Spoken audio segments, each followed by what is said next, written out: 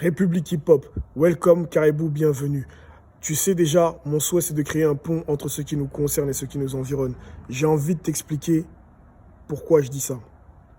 Je vais t'introduire un artiste qui s'appelle Jay-Z. Je l'ai introduit, mais évidemment tu le connais déjà. Cet artiste-là, quand il a commencé dans la musique, il faisait énormément de placements de produits. Et un jour, il est parti voir une des marques pour laquelle il faisait des placements de produits, sans bien sûr être rémunéré. Il est parti les voir et en leur disant, voilà, il y a autant de personnes qui m'écoutent. Et toutes ces personnes qui m'écoutent, elles sont influencées par ma musique et elles consomment vos produits.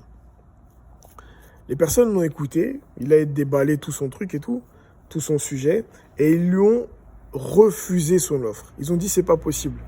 C'est pas possible qu'on t'accorde en fait ce que tu nous demandes parce que nous ne t'avons rien demandé. C'était une marque de fringues. La première marque à laquelle il s'est attaqué, c'était une marque de fringues. Et ils ont dit, nous, on t'a jamais rien demandé. On n'est pas venu te voir et on t'a pas demandé de citer notre nom dans tes chansons. Tu le fais, tant mieux. Tu as autant d'auditeurs, tant mieux. Ces gens-là, après, se convertissent en clients pour nous et ils consomment. Et tu arrives à avoir des rapports bien détaillés qui disent que ton public consomme nos produits, ça ne nous regarde pas.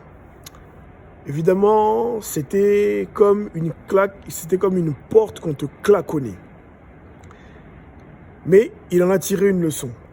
Et la leçon qu'il en a tirée, c'est l'homme qu'il est devenu aujourd'hui. Un multimilliardaire avec énormément d'entreprises. Et c'est à ça que je veux en venir. Maîtriser ton environnement. C'est bien le sujet de cette vidéo. Et comprendre que tout ce qui te concerne a un mot. Tu as un mot à dire dessus. On peut le dire clairement de cette manière-là. Tu as une responsabilité envers tout ce qui te concerne. Et tout ce qui te concerne, ça se passe aussi par tout ce que tu consommes. Clairement, pour dire les choses. Tes vêtements, ton alimentation, tes hobbies, tes choix, même politique, même tes choix politiques. Tu as un mot à dire sur toutes ces choses-là. Parce que, tout simplement, tu es un consommateur. Tu apportes une force financière à ces entreprises. C'est tout à fait normal que ces entreprises te rendent soit de la considération, soit du respect. Et la fracture arrive justement quand le rapport entre ces entreprises et toi est rompu. Quand ces entreprises, les choses que toi tu consommes, ne te représentent pas, te représentent mal, utilisent des blackface pour créer des buzz, forcément, toi, en tant qu'individu, tu vas te sentir touché et tu vas te sentir offensé.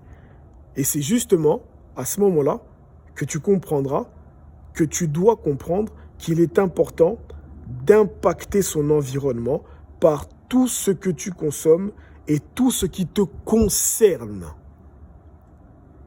C'est le canevas que moi j'utilise. C'est un canevas lié à la musique.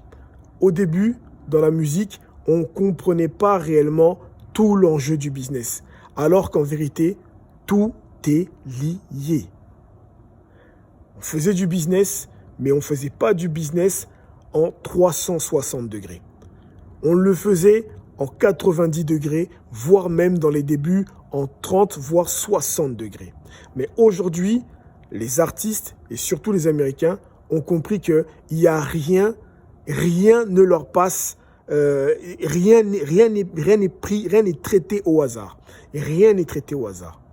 Le champagne qu'ils boivent dans les clips, les vêtements, les modèles, tout est pris au sérieux. Pourquoi? Mais parce que tu les rends plus forts. Les produits que tu consommes, tu les rends plus forts. Alors, la moindre des choses, c'est qu'ils te le rendent bien. Si ce n'est pas en intégrant de la diversité dans leur communication, dans leur publicité et dans leur direction, au moins en te respectant, au moins en nous respectant. Alors,